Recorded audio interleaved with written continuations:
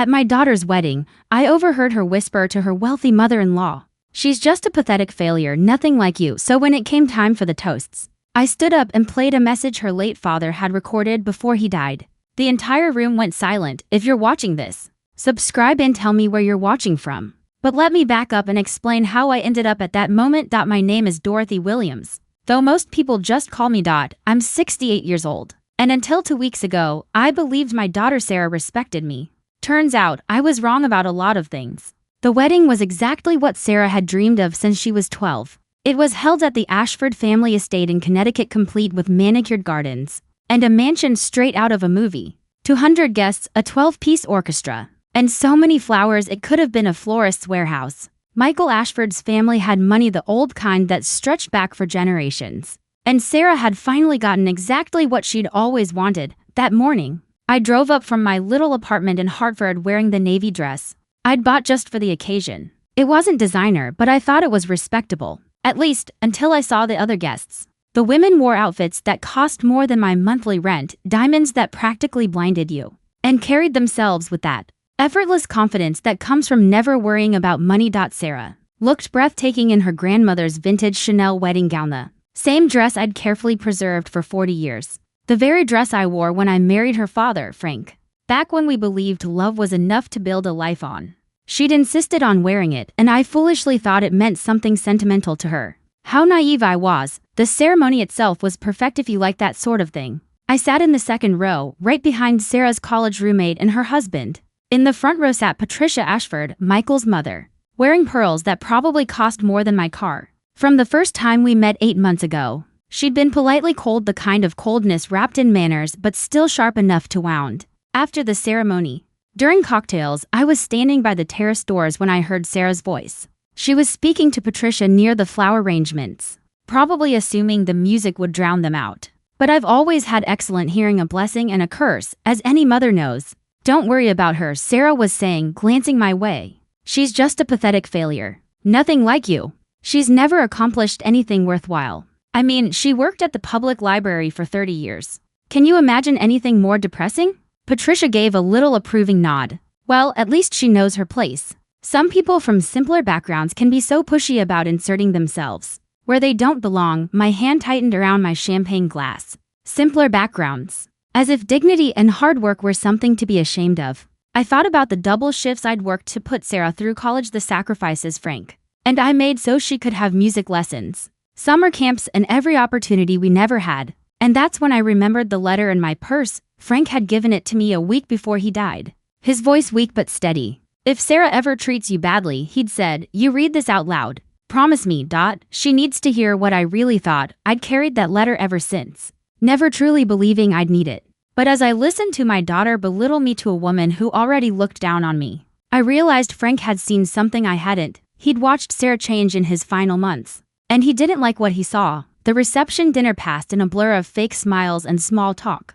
I was seated at table 8, far enough from the head table to keep me out of sight, but close enough to not seem exiled. My table mates were distant relatives of Michael's, polite enough, but they stuck to safe topics like the weather and the floral arrangements. They carefully avoided asking me what I did for a living. I pushed food around my plate while watching Sarah work the room like the polished professional she'd become. A Yale graduate with a degree in public relations, she now ran social media campaigns for wealthy clients. She was good at it, I had to admit. She knew exactly how to present herself, how to make people feel important, how to say all the right things. Tonight, she was the perfect bride, gracious, radiant. Everything a rich family would want in a daughter-in-law, but I knew the real Sarah. The one who'd called me crying when her rent was due in college. The one who'd moved back home for 8 months after a disastrous relationship in her 20s.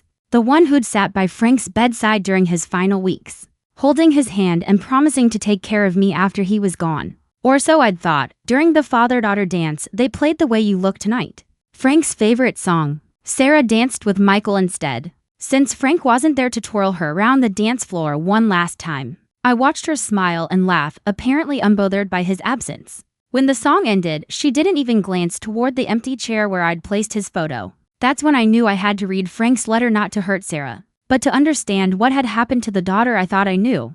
I slipped away during the dancing and found a quiet corner in the mansion's library. The Ashfords probably had more books than our entire town library. Though I suspected most of them were just for show, I pulled out the envelope Frank had given me. His handwriting shaky but still recognizable across the front, "For Dorothy, only if you need it." Inside was a single sheet of paper covered in Frank's careful script. The date at the top showed he'd written it just 3 days before he died. "My dearest," it began. "If you're reading this, it means Sarah has shown you who she's become, not who she used to be. I'm sorry, sweetheart. I know this will hurt, but you need to know what I observed during my final weeks." My heart was already racing, but I forced myself to keep reading. "Sarah has been different since she started seeing Michael. Not just happy different, but calculated different. She's been asking questions about our finances, about my will, about what would happen to you after I'm gone. When I asked why, she said she was worried about your future. But I've been watching her, and I don't think worry is the right word." I felt a chill that had nothing to do with the air conditioning in the library. Yesterday, she brought me papers from something called Meadowbrook Manor, an assisted living facility. She said she'd been researching options for your future, places where you could be properly cared for after I died. She had brochures, pricing information, even a waiting list application. When I asked her why she thought you'd need assisted living at 68, she said it was just planning ahead. The letter continued for another page, each observation more devastating than the last. Frank described Sarah's increasing impatience with his medical needs, her comments about how expensive my medications were becoming, her suggestions that perhaps I was getting too old to live alone safely. "I changed my will. Everything goes to you now, with instructions that she can't contest. But more than that, I want you to know that the daughter we raised is still in there somewhere. She's just lost her way. Don't let her convince you that you're a burden. You're the best thing I ever did with my life. And if she can't see that, it's her loss, not yours." The letter was signed simply, "Forever yours, Frank," with a postscript that made my hands shake.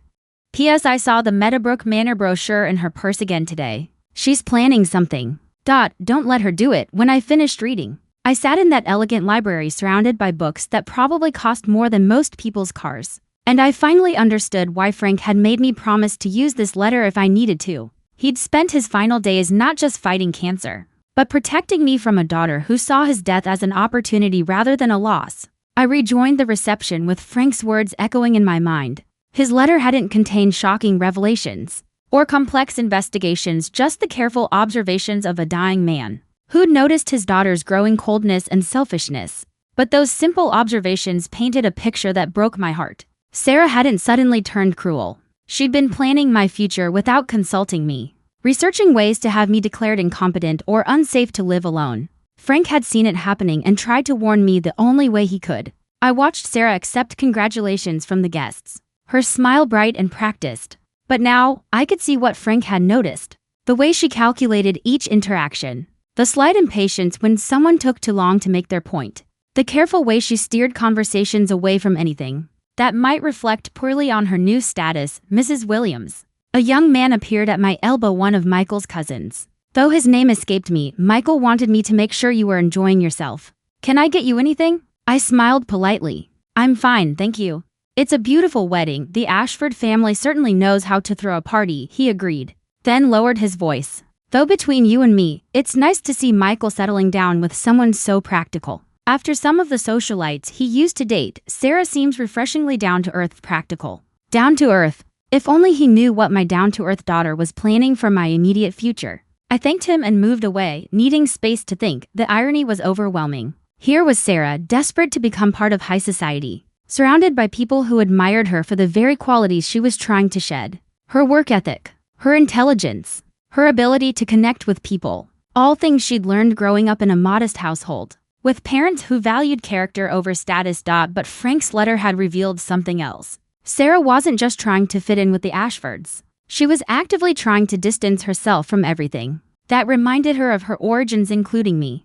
I found myself studying the other guests with new eyes. The women Patricia's age moved through the crowd with the confidence of people who had never doubted their place in the world. They had the kind of security that comes from generational wealth, from never worrying about mortgage payments or whether they could afford to retire. That's what Sarah wanted. Not just money, but the peace of mind that comes with never having to think about money. And in her mind, taking care of an aging mother was a liability that threatened that security. The reception was winding down, but I knew the real evening was just beginning. Frank had given me more than just his observations about Sarah's plans. He'd given me permission to fight back if I needed to. And as I watched my daughter play her role as the perfect bride, I began to understand I was going to need that permission during the bouquet toss. Sarah looked directly at me and smiled. It was the first genuine attention she'd paid me all evening, and for a fleeting moment, I felt a flutter of hope.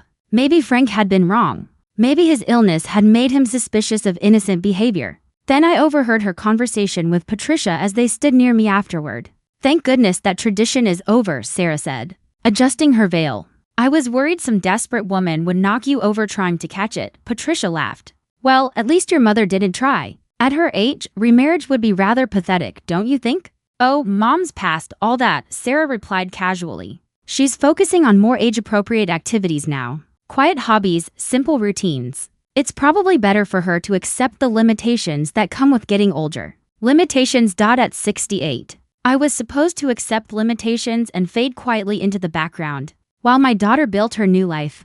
Frank's letter suddenly felt like a lifeline rather than a burden. He had seen this coming and he tried to protect me the only way he could. I had a choice to make. I could continue being the gracious, unobtrusive mother who didn't embarrass her successful daughter. Or I could remember that I was Dorothy Williams, a woman who had raised a child, built a career, and supported a husband through cancer treatment. A woman who deserved better than being written off as a pathetic failure by her own daughter. The next morning, I drove back to Hartford with my mind clearer than it had been in months. Frank's letter had given me a different perspective on my recent conversations with Sarah, and I realized I needed to do some research of my own. My first stop was the public library, where I'd worked for 30 years.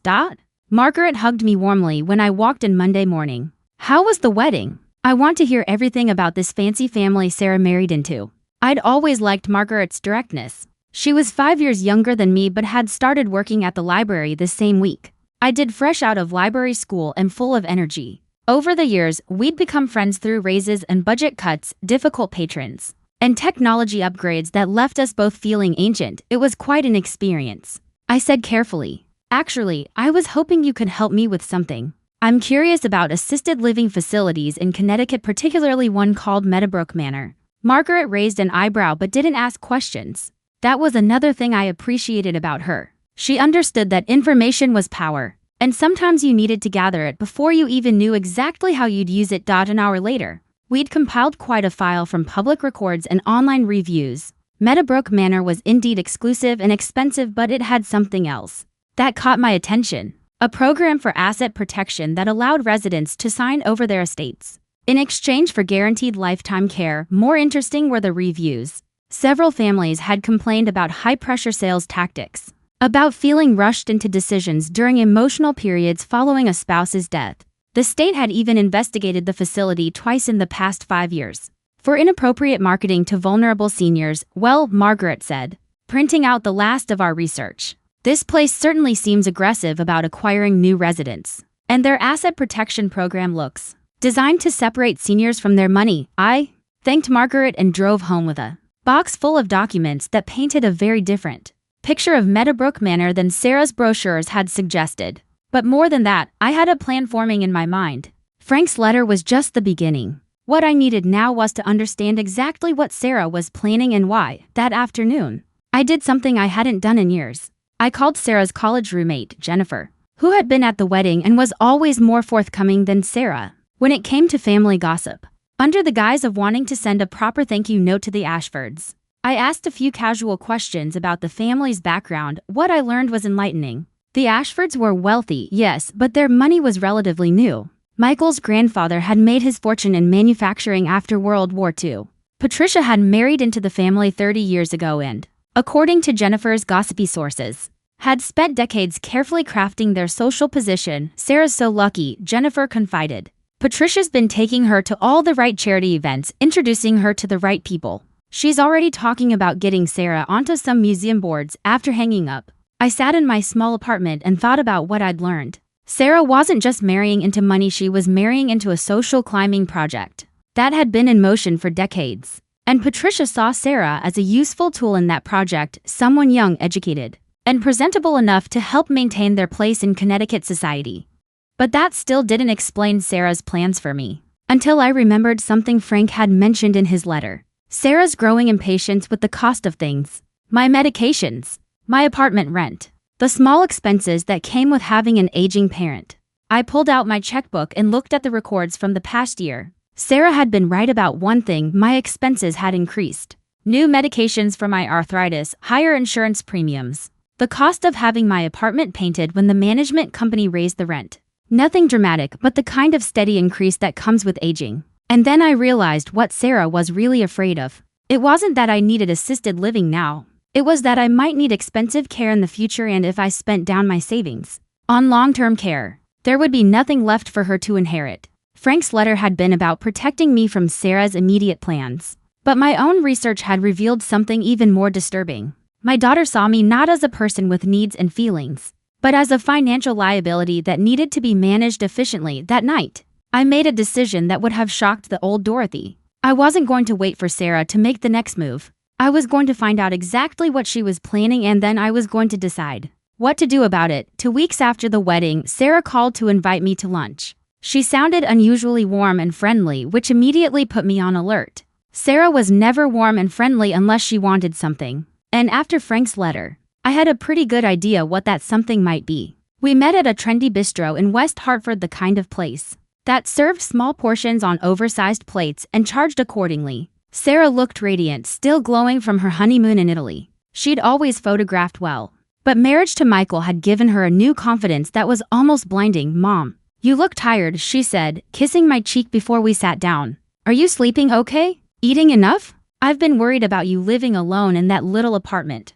I ordered a salad and listened as she talked about the honeymoon, about Michael's family's vacation home in the Hamptons, about the charity boards Patricia was helping her join. It was like listening to someone describe a life out of a magazine, all perfectly ranged details, designed to impress. Finally, after we'd ordered coffee and dessert, Sarah got to the point. "Mom, Michael and I have been talking, and we're concerned about your future. That apartment you're renting is so small, and the neighborhood isn't getting any safer. We think it's time you considered moving somewhere more appropriate for someone your age." "Appropriate?" I asked, keeping my voice neutral. "Well, secure, with medical services nearby, maybe some social activities." Sarah smiled brightly. "Patricia knows about this wonderful senior community about an hour from our house. Very exclusive, very nice. The waiting list is usually years long, but they have a spot opening up next month." I set down my coffee cup carefully. "Senior community, Sarah? I'm perfectly capable of living independently." "Of course you are now," she said smoothly. "But it's about planning ahead. And honestly, it would give us all peace of mind to know you're somewhere safe." Sarah reached across the table and patted my hand. "The best part is you wouldn't have to worry about finances anymore. They have a program where you can transfer your assets, and they guarantee care for life." There it was, the asset protection program I'd researched with Margaret. Sarah wanted me to sign over my inheritance, my savings, everything Frank had left me, in exchange for a room in an institution where she could visit occasionally and feel virtuous about taking care of her mother. "That's very thoughtful," I said slowly. "But I'm not ready to make that kind of decision yet. I'm enjoying my independence." Sarah's smile tightened slightly. "Mom, I understand that it's hard to admit when you might need help in the future. But Dad's been gone for 3 years now. You can't keep pretending you can handle everything on your own indefinitely." "I'm not pretending anything, Sarah. I'm managing just fine." "Are you?" Her voice took on a sharper edge. "Because I've noticed you seem a bit scattered lately. Forgetting appointments. Missing calls. Patricia mentioned that you seemed confused at the wedding, out of place." I felt a flash of anger. "I seemed confused because I was listening to you call me a pathetic failure. That tends to be disorienting." Sarah blinked, clearly not expecting me to confront her so directly. "I never said that. You told Patricia I was a pathetic failure who'd never accomplished anything worthwhile. You said working at the library for 30 years was depressing." I kept my voice level. "I heard you, Sarah. That's not, you're taking things out of context." Sarah looked genuinely flustered for the first time. "I was just trying to reassure her that you weren't going to be demanding or difficult. By calling me a failure? By explaining that you have realistic expectations about your place in our lives going forward." Sarah's mask was slipping, revealing the calculation underneath. "Mom, this isn't about what you overheard. This is about being practical. You're 68 years old. You need to start planning for the future." I signaled for the check and started gathering my purse. "Sarah, I am planning for the future. I'm planning to live my life on my own terms for as long as I'm able. And when you're not able, when you fall and break a hip, or have a stroke, or develop dementia, who do you think is going to take care of you?" The question hung in the air between us, and I realized this was the heart of it. Sarah wasn't worried about my current needs. She was terrified of my future needs. She wanted me safely warehoused, tucked away where my aging wouldn't inconvenience her new life. I'll cross that bridge when I come to it, I said. But Sarah, when that time comes, I hope I'll still have a daughter who sees me as a person worth caring about, not just a problem to be solved. As I drove home, I thought about Frank's final gift to me. Not just the letter warning me about Sarah's plans, but the knowledge that he'd seen our daughter's transformation happening and had tried to protect me from it. Sarah thought she was maneuvering me into a corner. What she didn't realize was that she was actually revealing exactly how far she was willing to go to protect her new status. A month after Sarah's lunch invitation, she called again. This time, I could hear voices in the background, and the formal tone in her voice told me she was performing for an audience. Mom, we need to talk. Can you come over this evening? Michael and I have some family business to discuss with you, I agreed. Though I suspected I knew exactly what kind of family business they had in mind. I spent the afternoon preparing rereading Frank's letter, making sure I understood exactly what I was walking into. Sarah and Michael's house in West Hartford was everything she'd always dreamed of. Colonial style, perfectly landscaped, in a neighborhood where the median income required to professional salaries and significant family money. Sarah had posted dozens of photos of it on social media, showcasing each room like a magazine spread. When I arrived, I found Sarah, Michael, and Patricia waiting in the formal living room. The staging was deliberate, me seated alone on one side, while the three of them faced me from the sofa. It felt like an intervention, which I supposed it was. Dorothy, Patricia began, her voice warm but authoritative. We wanted to talk to you about some concerns we've all been having. Sarah jumped in. Mom, you've seemed more forgetful lately. Missing appointments, not returning calls promptly. Small things, but they're adding up. Michael nodded gravely. We think you might be experiencing some early cognitive changes. It's nothing to be ashamed of, but it's something we need to address proactively. I listened to their carefully rehearsed presentation with growing clarity. They'd constructed a narrative about my declining mental health, and rather than fabricating wild examples, they'd chosen subtle distortions of normal behavior. The missed appointment? Rescheduled by me due to a conflict. The unreturned calls? Telemarketers and Sarah's friend Jennifer. Not urgent communications. The good news, Patricia continued smoothly, is that we've been able to secure you a place at Meadowbrook Manor. They have an opening next week, and we can arrange the transition quickly.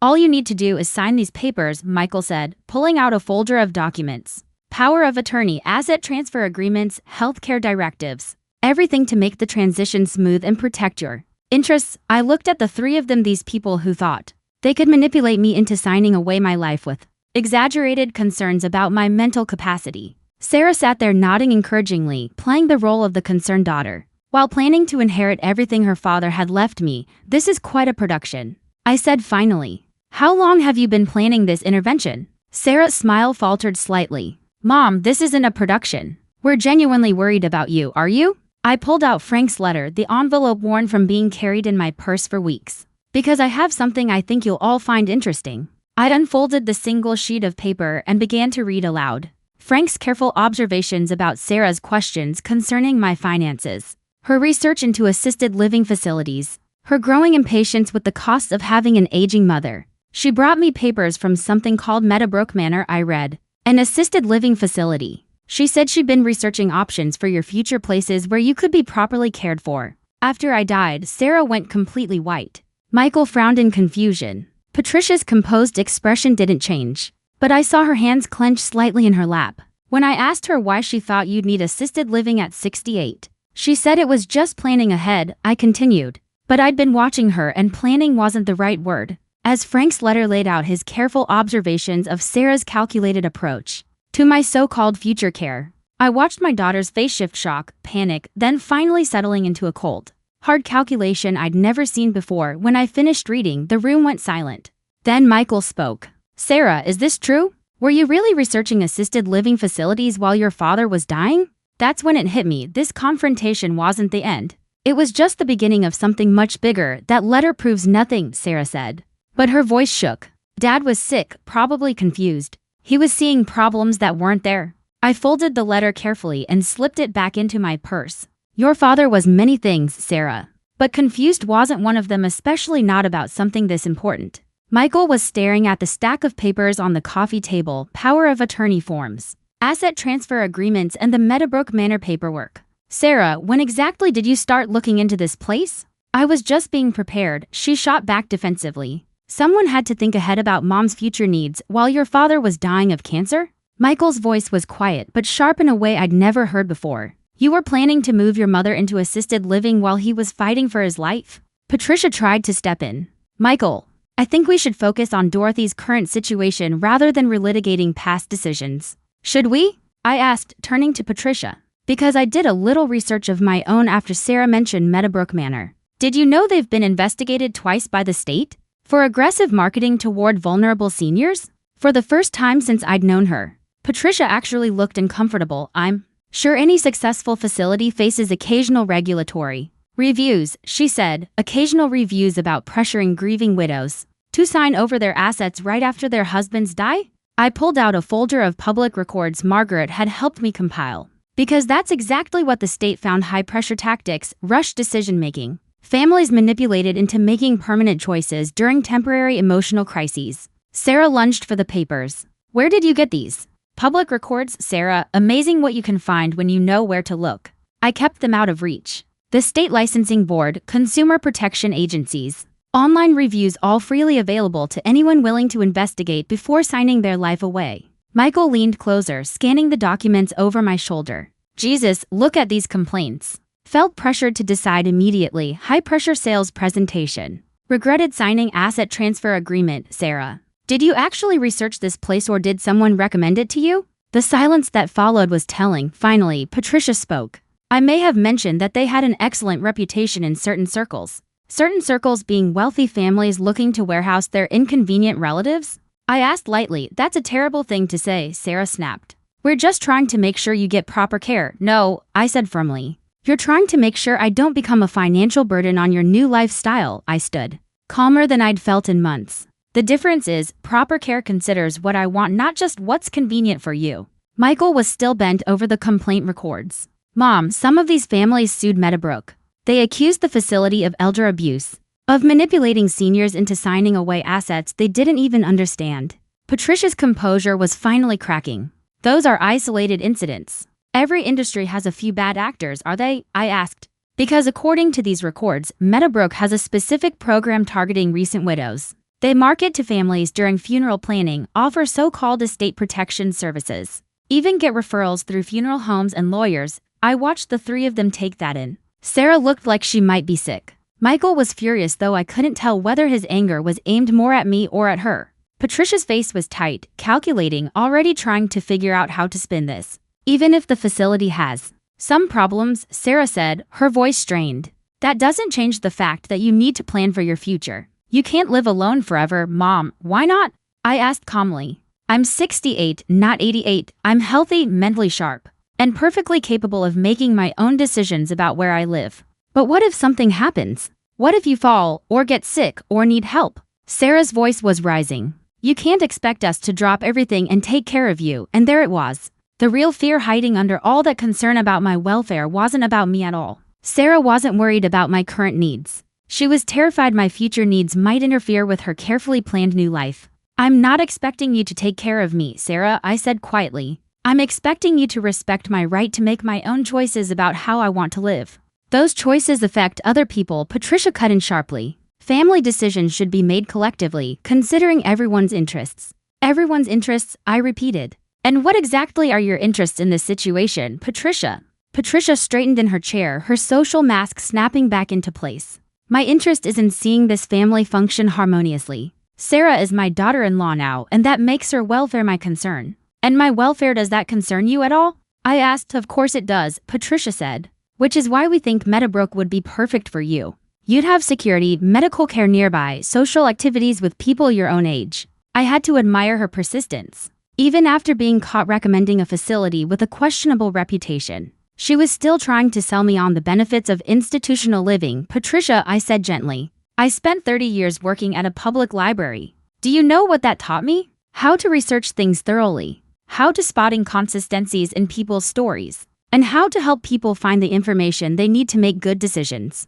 Michael looked up from the complaint documents. What kind of inconsistencies? Well, I said, for instance, when someone recommends a specific facility they claim to have researched, but all their information comes from marketing materials instead of independent sources. I looked straight at Patricia. Or when someone is very eager to see a particular outcome, but can't explain why that outcome matters to them personally. Sarah tried to pull the conversation back under control. Mom, you're being paranoid. We're trying to help you, are you? I asked. Because help usually involves asking what the person wants, not telling them what they're going to do. I sat back down, feeling like I was finally making progress. Sarah, in all these conversations about my future, have you ever asked me what I actually want?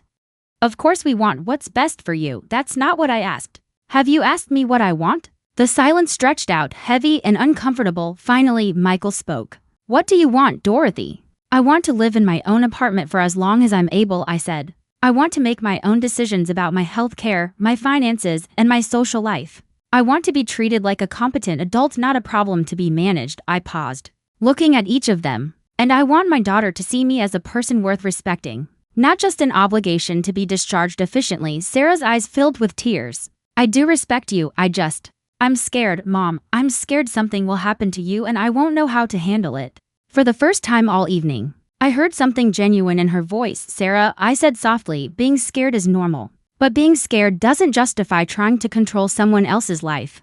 I'm not trying to control your life. I'm trying to protect you. Protect me from what? From making my own mistakes? From living independently? From having the dignity of making my own choices? I reached across and took her hand. Sweetheart, I've been taking care of myself for 68 years. I raised you. I supported your father through cancer. I managed a library budget and staff. Why do you suddenly think I'm incapable of managing my own life? Michael was nodding slowly. She has a point, Sarah. Your mother seems pretty sharp to me. Patricia tried one more time. But the financial protections at Meadowbrook are designed to protect the facility's revenue stream, not the residents' interests. I interrupted. Patricia, I may be old, but I'm not stupid. I can read financial documents and I can spot a bad deal when I see one. Sarah wiped her eyes with her napkin. So what happens now? You just go back to your apartment and pretend this never happened? I go back to my apartment and continue living my life, I said. You go back to yours and stop trying to manage mine. I gathered my purse and stood up.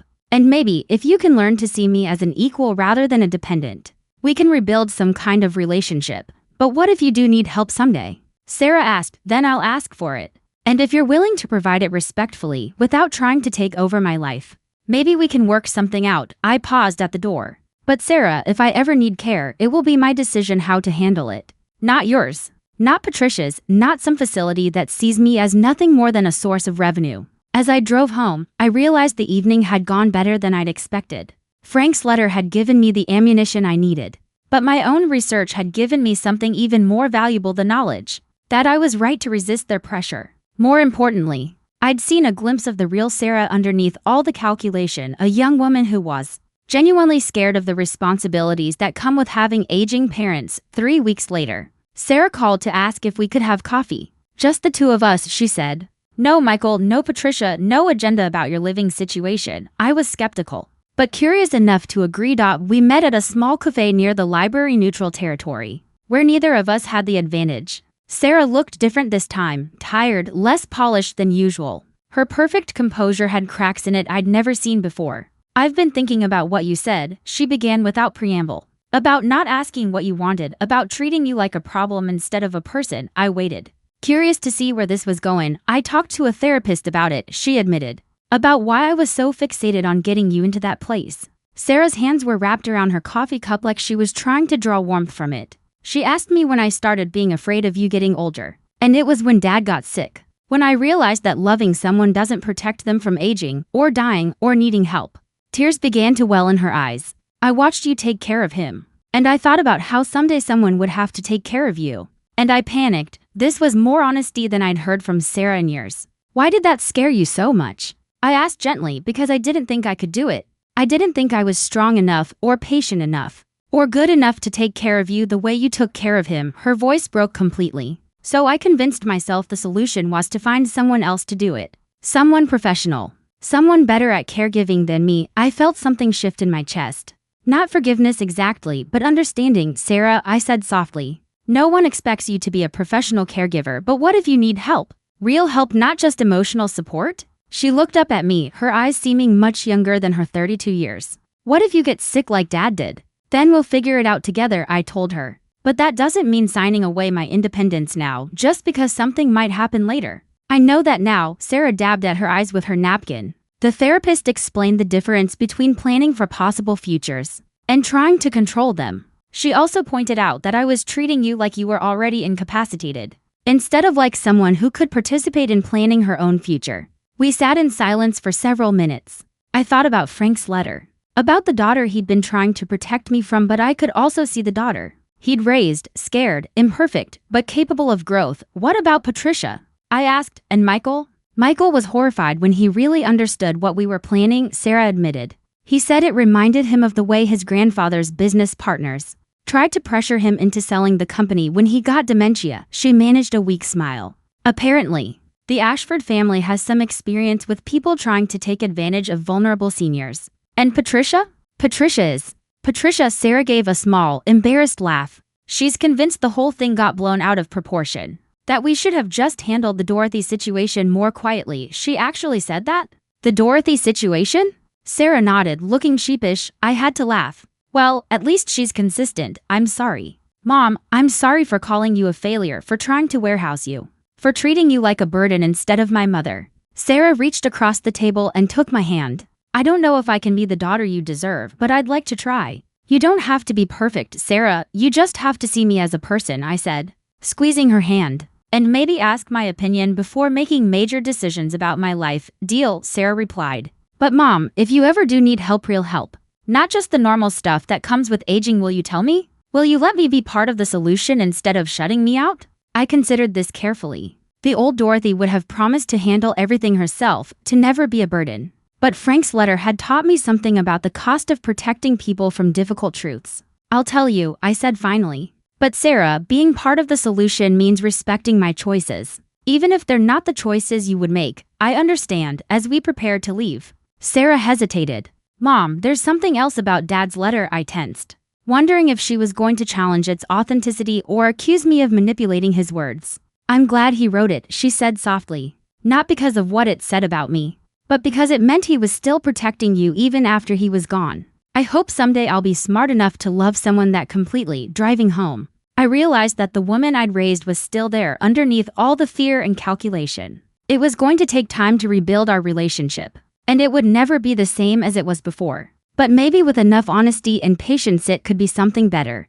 6 months later, I was reading in my favorite chair when my phone rang. It was Sarah, calling with what had become our weekly check-in. Not to manage my life or push me toward any particular decision, just to talk. How was your week? She asked, and I could hear genuine interest in her voice. Good, I had lunch with Margaret, went to the book club at the library, and started reading that novel you recommended. I settled back in my chair. Robert and I went to a concert on Saturday. There was a pause. Robert was still a relatively new development in my life, a retired English professor I'd met at the library's lecture series. We'd been seeing each other for 3 months, taking things slowly and enjoying each other's company. How are things going with him? Sarah asked carefully. Very well. He's intelligent, kind, and he treats me like an adult capable of making my own decisions. I smiled, knowing Sarah would catch the reference to our earlier conversations. Amazing how refreshing that can be. I deserve that, Sarah laughed.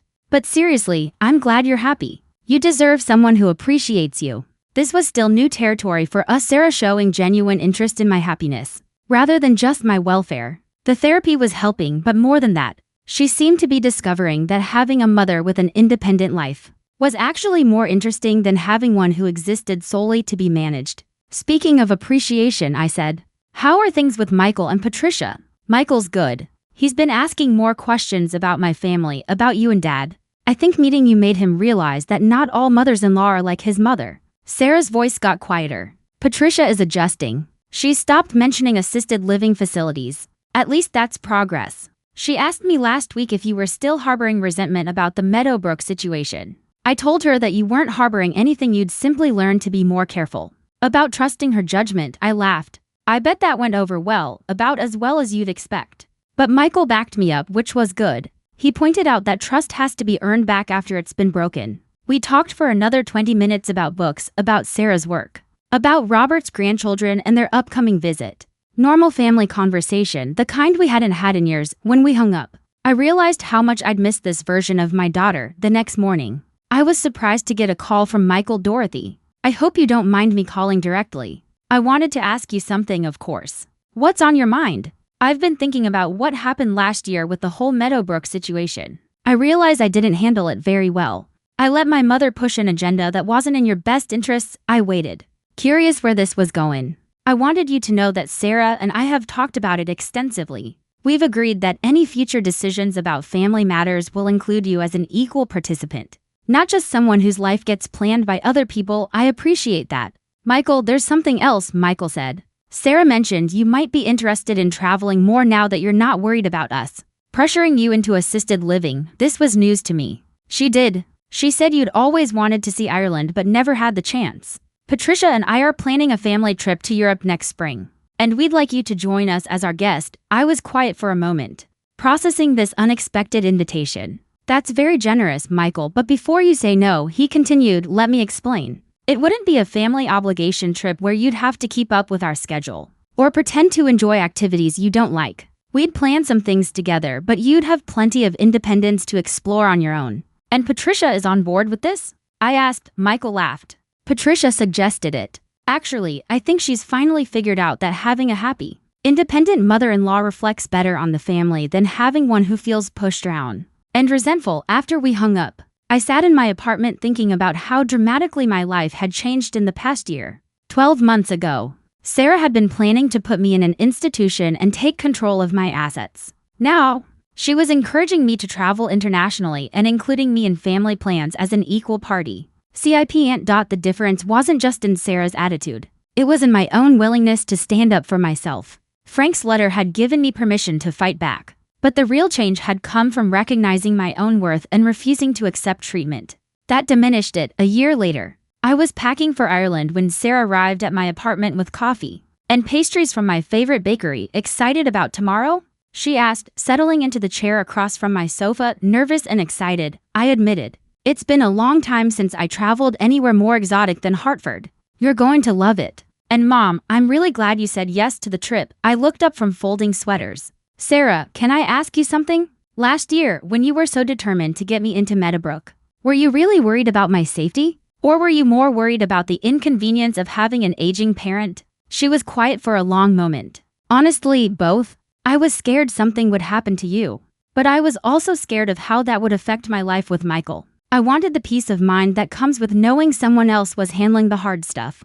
And now, she continued softly, I realized that the hard stuff is part of loving someone. You can't just outsource the difficult parts of relationships and expect the good parts to remain meaningful. She smiled. Besides, you've proven pretty conclusively that you don't need to be handled by anyone. I laughed, thinking about everything that had led us to this point. Frank's letter warning me about Sarah's plans, my research into Meadowbrook Manor, the confrontation in Sarah's living room where I'd finally stood up for myself, the months of therapy and honest conversations that had followed. You know what your father would say about all this? I asked. What? He'd say the best gift he ever gave me wasn't the letter warning me about your plans. It was teaching me that I was worth fighting for. Sarah's eyes filled with tears. I think he'd be proud of both of us. You for standing up for yourself, and me for finally learning to see you as a person instead of a problem. He'd definitely be proud. I agreed, and probably relieved that he doesn't have to haunt Patricia for recommending questionable senior living facilities. We both laughed at that image. Patricia had indeed adjusted her approach to our family dynamics, though I suspected it was more about maintaining her social position than any genuine change of heart. But that was fine with me. I didn't need Patricia to love me. I just needed her to respect my autonomy. Mom, Sarah said quietly, there's something I want to say before you leave for Ireland. I stopped packing and gave her my full attention. Thank you for not giving up on me. When you played Dad's letter that night, you could have just exposed what I was planning and walked away. You could have written me off as a selfish daughter who didn't deserve a relationship with you. I thought about it. I said honestly, but you didn't. You gave me the chance to understand what I'd become and choose to be better. Not everyone would have done that. I sat down next to her on the sofa. Sarah, you're my daughter, not because you're perfect, but because we're family. Real family doesn't disappear when people make mistakes. It just requires everyone to work harder at being honest with each other. I love you, Mom, not for what you can do for me or what you represent in my life, but because you're Dorothy Williams, a woman who worked for 30 years at a job she loved, who raised a difficult daughter with patience and grace, and who had the courage to fight for her own dignity when everyone around her was trying to take it away. As we hugged goodbye, I thought about the journey that had brought us here. The pain of hearing my daughter call me a pathetic failure. The fear of losing my independence to someone else's convenience. The discovery that I was stronger and more valuable than I'd allowed myself to believe. Frank's letter had started it all. But the real victory had been learning to see myself the way he'd always seen me.